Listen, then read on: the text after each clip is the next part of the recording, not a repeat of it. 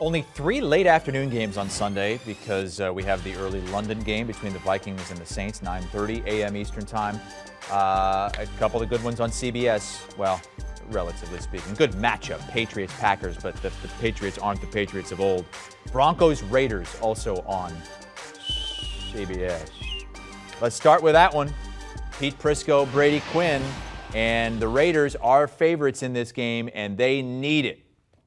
Favorites says 0-3, 0-3 football team. Yeah. Well, the only one. Only 0-3 team in the league. Desperate teams usually do desperate things. We saw that last week. The Colts, desperate team, did desperate thing.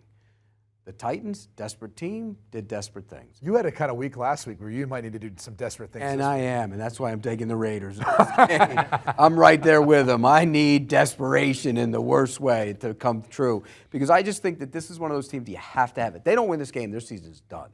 They're done. 0-4. I mean, I think 0-3, statistically speaking, you might say they're. They can rally. They can rally, but if they're 0-4, they're definitely done. And they have not looked good. Look, Devontae Adams hasn't done a thing in the last couple of weeks. They need to get him going. I think they'll change some of the things that they do. The timing of that offense hasn't been there. I think this is the week he gets going. I know the Broncos have been good on defense, but they've been bad on offense too. And I think the Raiders will play good on defense here. So I'm going to take the Raiders minus the small number. Who has the better defense between the two teams? Broncos do. Broncos do. As far as offensively goes, it's kind of hard because the Broncos have been so bad. But I think they found something on Sunday night. That final drive, the go-ahead drive, that was my expectation of what the Broncos offense would look like when Russell Wilson got there. Now, it's taken him a few weeks, but I think they can replicate that moving forward, especially against the Las Vegas Raiders. The concern I have for the Raiders is the Josh McDaniels system is very different from what Derek Carr was asked to do in the West Coast system with John Gruden. I mean, we're talking night and day. It's all reading on the run and all that, right? There's a degree of that. It's kind of putting it simply, but the verbiage is different. Right. Your footwork is different. You're talking about the timing of plays, very different. And so I think there's going to be a learning curve for Derek Carr, and really this entire team as Josh McDaniels tries to figure some things out. And look, they're not just 0-3. Josh McDaniels isn't just 0-3 as a head football coach for the Raiders. You go back to his time in 2010 with the Broncos, he finished on a 3-game losing streak. You were on that team, right? I was. He's 0-6 right now. And so, I'm sure he'd love. No bearing on now. You might not think it has a bearing, but guess what? I'm sure he's aware of it. I'm sure he realizes it because people are talking about it. And that happens to be the team they play is his old employer with how things got left off. So, as people would say, a revenge game. Yeah, I hate revenge. I'm going to go ahead and take the 2.5 points here in the Denver Broncos. I think this is going to be close. It's tough to tell with either of these two teams right now with the way they're playing, but I'll take the 2.5 points because of the better defense. One quick question, because I know you're the defender of all defenders and you defend this guy. Russell Wilson's playing bad football. He's been playing bad football. He's also in a new system. And here's the hard part. There's the defense. It's a caveat, but here's the hard part.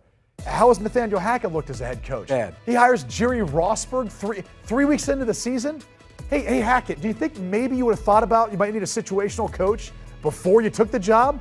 During the spring when you had the job? I mean, this coaching staff has looked as green as they were coming into the job. And I think if you're the Walton family and you just bought into this, because this coaching hire was made before, you got to be questioning a lot of things right now with the way it's being run. I get it, but if you're a superstar quarterback, you have to elevate everybody around. We can blame Russell Wilson. I will. Okay, and you will, okay? I'm saying I think if they can replicate what they did that final drive, and that's what we see moving forward, they'll be just fine. They're still a 2-1 football team. It feels like they're 0-3 like the Raiders. They're not. They're the better team right now coming into this. You're killing the head coach, and they're 2-1. Exactly. Right. I thought you said he was a defender of everything and everyone. He killed the head coach there for you. He did, because that's the easy target. He won't kill a quarterback. Can we just calm down here for a second? He won't kill a quarterback, ever. I'd like to try to provide perspective. No, be real. I am being playing bad. He has not played well, no. Okay. With the exception of the final drive. Say he's playing bad. Let's see if it comes out. I just said that. He's been playing bad. I said he's not playing well. He's not playing well. That's another way of saying playing bad. No, it's not. It's not? It's a nicer way of saying it. I say this Arizona State education. Please say he's playing bad football. I just said he's playing bad football. Okay, there we go. Okay, now we can move on. He said it a couple times before. I said it a couple times before. He said not playing well. I want to hear bad. Are we arguing semantics right now? Semantics. That's for sure. You're being nice. Do you want a sports network that delivers everything that matters about the game? The highlights, the picks, the instant analysis, no yelling, no fake debates, no politics. Hit the subscribe button and never miss a moment.